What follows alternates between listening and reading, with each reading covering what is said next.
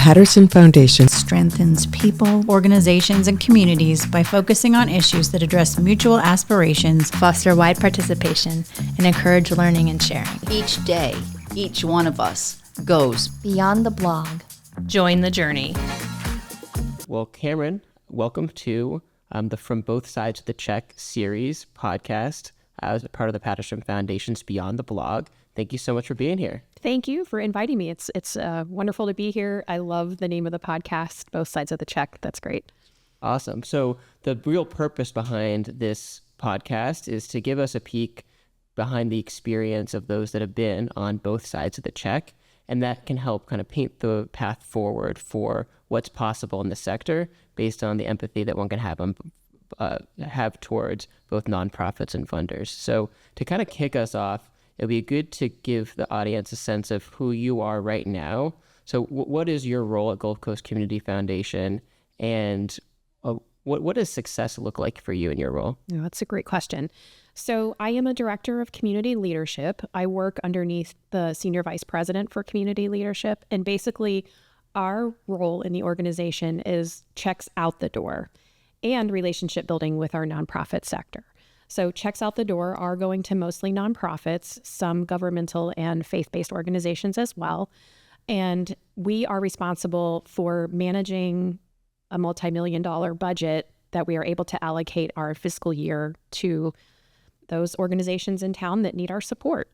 The definition of success really for me is to get that fiscal year bucket of money down to zero by June 30th, which is a few days from now, and we are going to be at all zeros. So also to elevate the organizations that are working in our priority spaces. And for this year and for the next couple years, it is going to be affordable housing, mental health, water quality, and green space, as indicated in our regional scan by our community. Awesome. So this podcast is about your current role, and it's also, in some ways, how your job and your current role is impacted by your experience on the other side of the check in previous role or roles. Can you tell us a little bit about that background as well, what you did before? Sure. Well, we're sitting in Sarasota today, and I am proud to say that I'm a Sarasota native. This community is everything to me. It's where I lived my life. It's where I continue to live my life. It's where I am married and have my daughter going through public school here. And it is where I experienced a childhood that was really special and unique here on the west coast of Florida, but also involved my sibling, an older brother named Thad, who has Down syndrome and autism. And growing up, I was younger, so I've never known life without him. And watching how people, even animals, treated him differently, and where could I be in that space? I was often in that space of his voice and an advocate and almost a defender and a protector too, which we all do with our siblings, no matter what size, shape, or form they are in. But the volume was a little higher, on that situation. And so I've always been passionate about representing those who are underserved. And that led me to a degree in psychology just to understand people better at Florida State. Go Noles. And then I went to University of Alabama at Birmingham and got a master's and a doctorate in developmental psychology. And my research for both my thesis and dissertation were in sibling relationships. No surprise there. When you have a typically developing sibling dyad or a neurodivergent sibling dyad, which is what my experience was. So what I found out is that siblings in my situation are pretty stressed out, and they're not using very healthy coping styles. And at my age that I am now, we're the sandwich generation where our parents are also aging, our siblings are aging, and we often have families of our own that we are responsible for. So there's a lot going on. And coming back to Sarasota in 2007, well, I got my first job in the nonprofit world in 2008 at Easter Seals, Southwest Florida. And I spent almost 7 years there as the vice president of programs. And really, here I had this degree in psychology, and what I really learned was nonprofit management at Easter Seals. So budgeting, financial planning, strategic planning, fundraising. How are we going to make all of this work, especially caring for individuals with disabilities in the state of Florida? Our Medicaid reimbursement rates aren't so great. So there was a gap between what the cost of services were reimbursed for and what they actually cost us to provide. And so really learning the business side of it. And quite honestly, in my educational tract, I had none of that. I never took a finance course. I had no idea what an endowment was or how investments work. So really thrown to the dogs, but extremely grateful that I had that experience. And I had a really good CFO at the time who taught me a lot of the money side, which is where the checks come in and why that matters right on that side and how important the fundraising was. And then marketing. Oh my goodness, like how to tell your story to get the money in the door, how to pull on people's heartstrings or make them realize from a financial standpoint, the ROI, the return on their investment that they would make and what kind of human capital that gave them. And then after that, I was the CEO of the Glasser Schoenbaum Human Services Center here in Sarasota, which is a 5-acre campus of 14 buildings that is co-located space for 19 human service nonprofits for a discounted rent.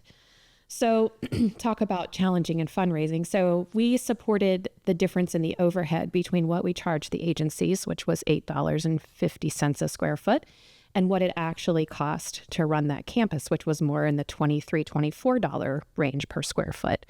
So covering that difference was my mission. And, talking donors and even funders, telling them you need $8,000 for an air conditioning unit. And by the way, it's one of 42. Wasn't always the best sell. It's not puppies and kittens, right? But when I would put this story together and really understand back to that marketing piece, why a place like this is important in community, why placemaking and place-based philanthropy is important, that job got easier to ask for money. And money did come in once we really articulated who we are and what kind of service we provide to the nonprofit community. Yeah, wow. So you really have had a diverse range of experiences in the philanthropic sector, spanning programmatic, financial, fundraising, vision, and doing some of the most challenging fundraising that kind of breaking through, right, that overhead myth of that, like, oh, we don't have to fund overhead. No, your work was the overhead, which is clearly so critical for nonprofits. So critical. Yeah. And I used to say I'm a nonprofit landlord.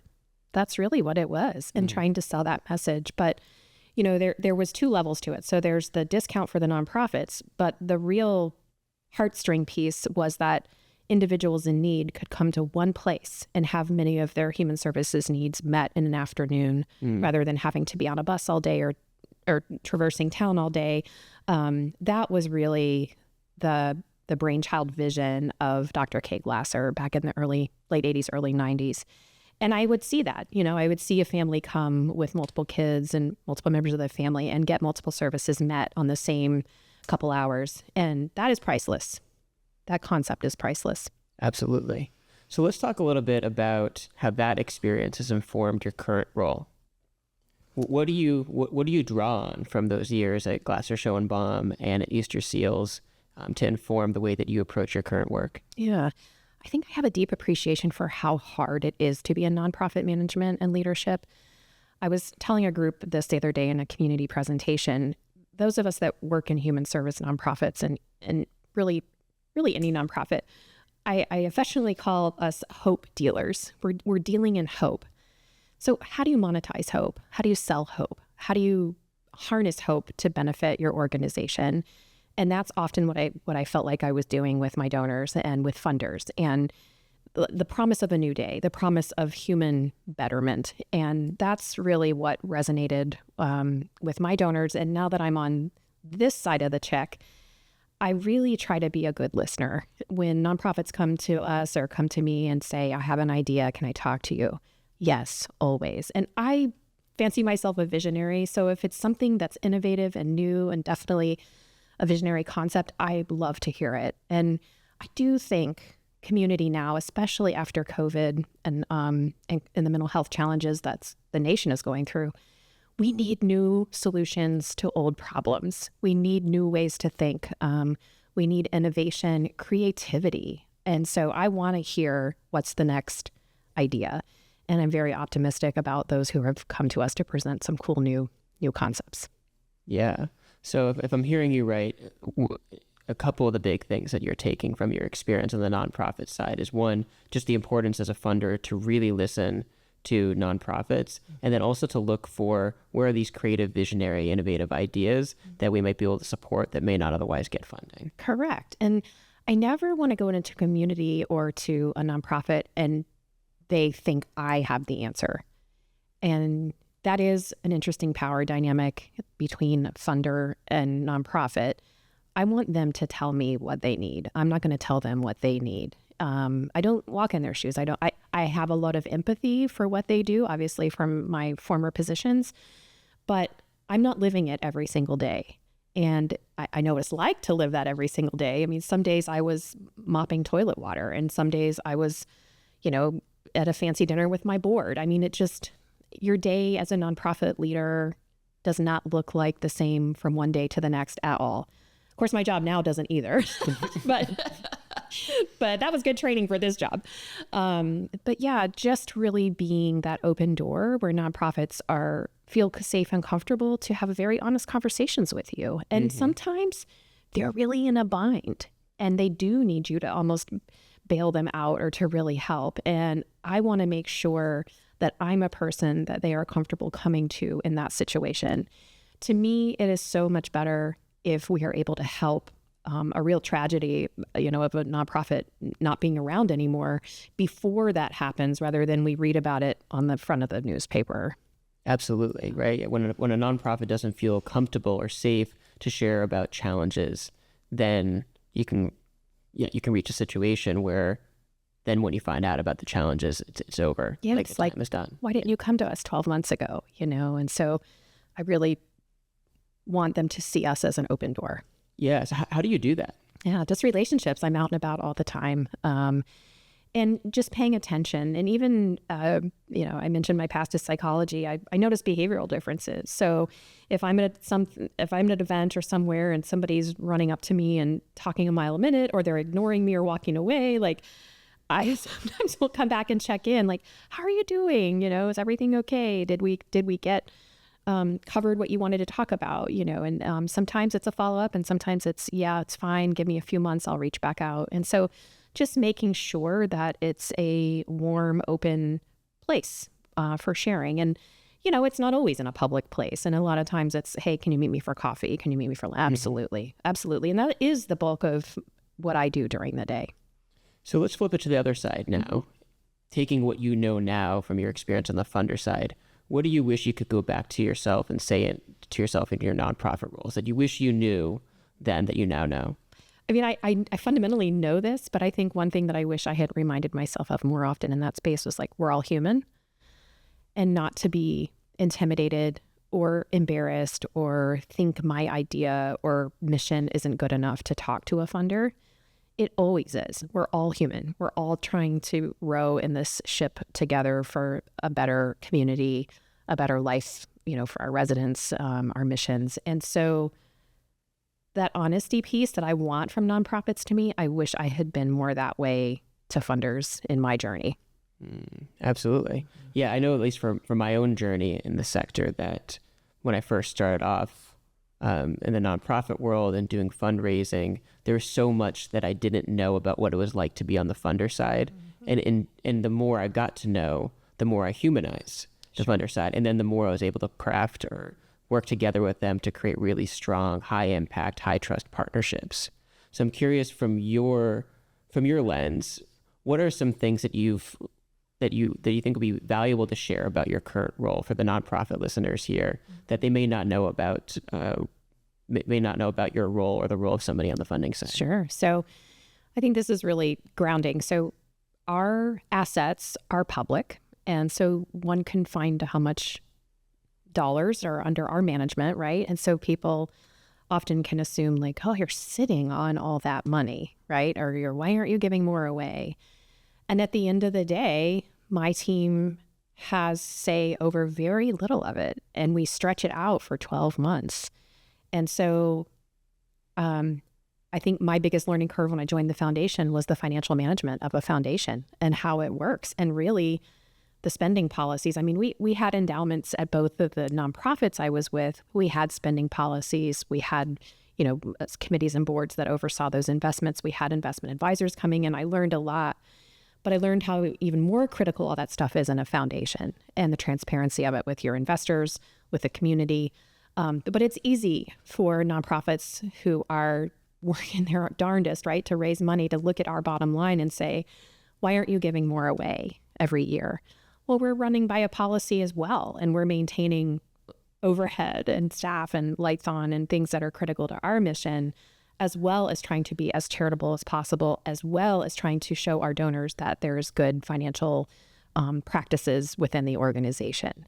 So when I tell community members that who may be like, well, why aren't you guys giving away more money? Well, it's actually only this much for the whole year. And that's for everybody's asks. And they're like, oh, I had no idea. Mm-hmm. So I really see that, a light bulb moment, right? Where they're recognizing, no, we're not hoarding assets. We're following best practices of financial management for our asset size. Absolutely. And of course, there's the nuances too between one of the sayings in the philanthropy world, right? It's like, one foundation, one foundation. Correct. And it gets even more specific to, one community foundation, one community foundation. Right. So it's navigating the nuances of what does it specifically mean to be engaging with the Gulf Coast Community Foundation as compared to, XYZ, et cetera, organization. Yes. And thank you for saying that. I think another thing that looks hefty in our asset books is that there's an endowment pool. That's what my team oversees and manages. And then there's donor advised funds of living donors, and they are the managers of those dollars. So those are two separate pools. They add together to look like a large sum. But really my team and the community grants is only a fraction of what's actually under our management. So, and we're blessed to have that money, that endowment pool that allows for a lot of flexibility that some other community foundations do not have if they're completely donor advised fund based or field of interest fund based. So we are grateful to have that flexibility. And that is why we do a regional scan every couple of years, because we feel like it's critical to hear from our community about what the priorities are and where we should be investing those discretionary dollars. So that's why earlier I mentioned affordable housing, mental health, water quality, and green space. And those were priorities mentioned by 140 people in our community from all demographic backgrounds. And that's what rose to the top. And so we're going, community is in our name, right? Like we have to listen to the community, and we're going to align our funding and some of our largest funding buckets with what the community says is our needs. Absolutely. So let's talk a little bit more about your specific role. What's your favorite part of your role? Oh, my favorite part, talking to the community, right? Like talking to our nonprofits and learning about what's going on, what their challenges are, what their wins are. That's one thing that I would say I think in the nonprofit community we need to do a better job of, is celebrating even our small victories, because it is hard work. It is very hard work. And in the climate that we're living in right now in Florida and in the country, and particularly in Sarasota County, it's even more challenging. And so if we have small victories, let's share them. Let's celebrate those. And I think those kind of attaboy, attagirl pats on the back go a long way these days. And, we often are dealing in what are our struggles and how do we fix a problem, but we really need to congratulate ourselves also on our wins. Yeah, absolutely. And there's a role and opportunity for that, for those on the funding side, to really help nonprofits do that too. I know that a number of the funders that I worked with when I was in Tulsa, Oklahoma, one of my favorite things about our annual fundraising or grant making meetings and check-ins was when they could really celebrate with me about the impact that we had over the year. And it's so easy to not do that. Right. And so I really appreciate you saying that. Well, and we used to talk about, we with my peers on the other side of the check, we wish we could work ourselves out of business, meaning that people wouldn't need our services anymore, right? But that's never going to be the case. Not on this earth, right? Where there won't be any more human suffering or challenges. So how do we best serve community, celebrate victories, protect our own sanity and energy expenditure and compassion fatigue during the journey when there is a lot of suffering? And I think that's really important. And so if funders can play a role in that celebration, or that even mental health techniques to protect yourself of compassion fatigue, all of that we have done at Gulf Coast, and I'm proud of that work. And then just a random email from a nonprofit friend saying like, we got this grant that had nothing to do with us, but we knew they were maybe trying to get a complimentary grant or some matching dollars, and it came. And so those are moments to celebrate for sure. Absolutely. Okay. How about the least favorite part of your job? Telling people no. And I have to. This is really not, I love the idea. I can see your vision and your passion, but this really isn't a fit for us at this time. It's really hard. And again, our dollars are transparent. So, and I will say, even in the past, I've been at Gulf Coast for 2 years and a few months. And within the past year, there's been more organizations circling back to say, how can we do better next time? What made us miss the mark? Can you give us feedback? And I appreciate that, and it opens the door for dialogue about, this maybe we just, these dollars are already allocated for this mission, and that does happen. Maybe we're not sure exactly what your impact's going to be. We don't fund, we want to fund hands-on tangible, not kind of this advocacy policy, but we do fund some of that too. I don't know. So there's often nuances when we say no, and I do think the organizations deserve to know why. So I appreciate it when they come back around and say, can you give me more information? And that way we can have an honest conversation, and maybe they come back to us the year after with a different proposal.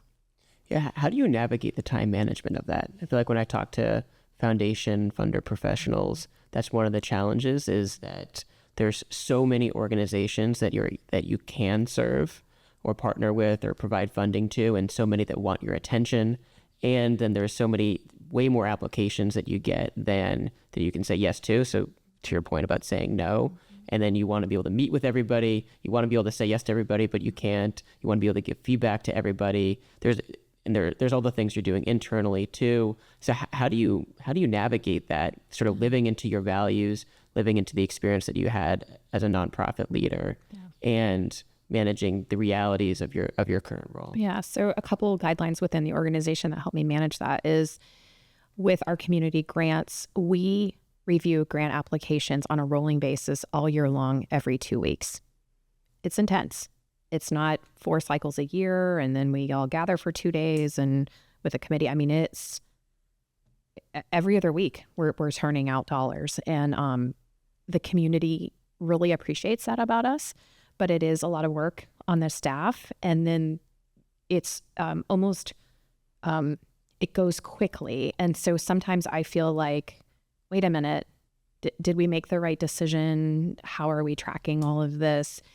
And quite honestly, we're July 1 to June 30 fiscal, and many in the community know that. So they start, asking for bigger dollars July, August, September. And honestly, by May, June of the following year, we're pretty low on our dollars. And so it makes the start of our fiscal year pretty busy with those requests. Now, that's community grants. We have another opportunity called a leverage grant. And let me back up one second. The community grants are up to $25,000. Leverage grant is over $25,000. And we do those twice a year. And they have to have a match from the organization. So if you're going to ask us for $50,000, we expect you to come to the table with $50,000. And we're not super picky about where it comes from. It could come from a donor, another foundation, another grant, just that you are matching it. And typically, we want those grants to be done in partnership with one or more organization. And those are great. And those are larger impact, more innovative programs. We do that twice a year because those need board approval. And so that's how that works. So those two processes help guide my time management, just because I know that every 2 weeks we're going to review the community grants, and then twice a year we're reviewing those bigger leverage grants. But really, it's crazy, because I like it because we can ebb and flow with the changing tides and winds and things. And speaking of all that, let's talk about disaster recovery in a minute. But at the same time, it does feel a little slippery sometimes. Like, wait, are we actually making the impact we want and the things that we need to do? So there's room for improvement there. I hope to help in that journey over the next couple of years there. Well, it's a never-ending journey, right? There's always going to be more work to do than there are hours in the day, or hours that you're able to give in a day. That's right. And, we all have family, we all have other priorities outside of work. And, you're right. But listen, at the end of the day, I think we are all of my colleagues at the foundation, we are all good people. And we're really trying to do good work. And yes, we may not respond timely to everybody every single time because another fire is burning over here, but our intents are good. Our integrity is good. Our commitment to community is really good. And so, we get done what we can when we can at the best of our ability. And we're human. We do make errors and we do make mistakes and we do, an email will fall through the cracks, It happens. Mm-hmm. It happens. And I think in that space, you're just really honest and you say, gosh, I didn't mean for that to happen. Please forgive me. Let's move on. How can I help you? Absolutely. So I have a few more questions for you, but you mentioned disaster recovery. I did. So really interesting. Of course, we're in Southwest Florida here, and we went through Ian a couple years ago. And I think the funding community here learned a lot. And if there was a silver lining in COVID, actually, the funders all from this community came together and had a shared spreadsheet, a Google spreadsheet, and kept that spreadsheet populated with what grants were being given out when, so that we could all see who was helping who during COVID relief. Well, that spreadsheet was already in existence after Ian, and we did the same thing. And everybody sort of picked their lane. All the funders picked their lane and stayed in it. We were immediate relief dollars right out the door. Community Foundation of Sarasota was long-term recovery. Barancic did some repairs to child care centers. Susie at Selby Foundation did also some fencing and some capital needs, and it just really worked well. And Manatee Community Foundation, they did some immediate relief too. And so I really respect that about our community. That is something when I was on the other side of the fence that I always wanted to see happen, was more collaboration between the funders in the county. And COVID did that. COVID forced that in a way that had not been done quite to the extent that it was during COVID. And then I saw it again in Ian. Of course, during Ian, I was on the other side of the check. And that felt really good. And so I feel like if we go through another storm, which knock on everything, I hope we don't, but is likely we will, we will probably mobilize very similarly, and we know a lot more now going in, which I'm grateful for. Absolutely. Thank you for sharing that. So I think this is a good lead in from what you just shared, and you kind of spoke to the power and the importance of funder to funder collaboration. Could you talk about what does your dream partnership look like between nonprofits and funders? I can't help, because of my background, to default to data driving program design and impact. And I would love to see more data in our processes from the nonprofits, and not fancy, not like they have to have data people on staff and a big fancy IT program. But I think what I mean is a little bit of research, maybe from other communities, about an issue that other communities have done better on, or at least moved the needle a little bit on, and trying it here. And then coming to all of us with a really big idea to move the needle forward on housing or mental health, or one of these big things that's very big, very expensive, where one community foundation couldn't invest alone to really move the needle, but it's going to take a joint effort of multiple foundations. And then tracking that against a baseline, right? Are we making progress? If we're not, that's okay. Our CEO, how you have these processes and you could code them red, yellow, and green, like you're on target, you're not on target. And red is usually you're not on target. And everybody freaks out about red, but our CEO says red is love. And so we're going to pour into that piece that's maybe not being as successful, and we're going to tweak it so we can get you to the yellow and get you to the green. I feel like that's the relationship I want to have between funders and nonprofits. If you're in the red, bring it to us. Let's help you. If we're working on this community project and it's following between yellow and red, we're still here. We're still standing beside you. I don't expect perfection in my personal life, and I don't expect it in my professional life. I think it's unrealistic, especially in the world that we're living in now. But I do expect progress, right? So we can always make progress. Maybe we're not perfect, but let's make progress towards this goal. And so I would love to see something really big, really lifted, with a lot of partners, and tracking the progress and tweaking as we go along and defining the success on the front end. And maybe that's not the success at the end point, but that's okay. Like we're here together. We're here to do this work together. Absolutely. I found that in my experience fundraising is that it was okay. It is okay to share about mistakes and challenges as long as you're also being thoughtful about how you're responding to those mistakes and challenges to improve moving forward. That's right. What's wrong is you make a mistake or you approach a challenge and you don't do anything to work on it.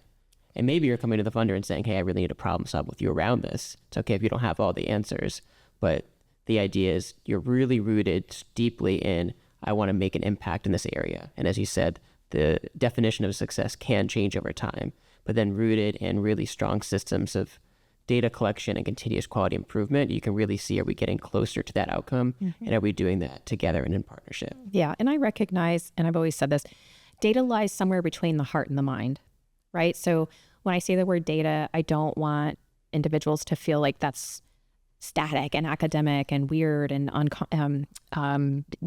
black and white, right? Like just really rigid. It involves the heart too, not just the mind. So there's a process there. But when I say data, I think I really mean just information as we're going down a system or a process that tells us how we're doing. How are we defining and measuring success?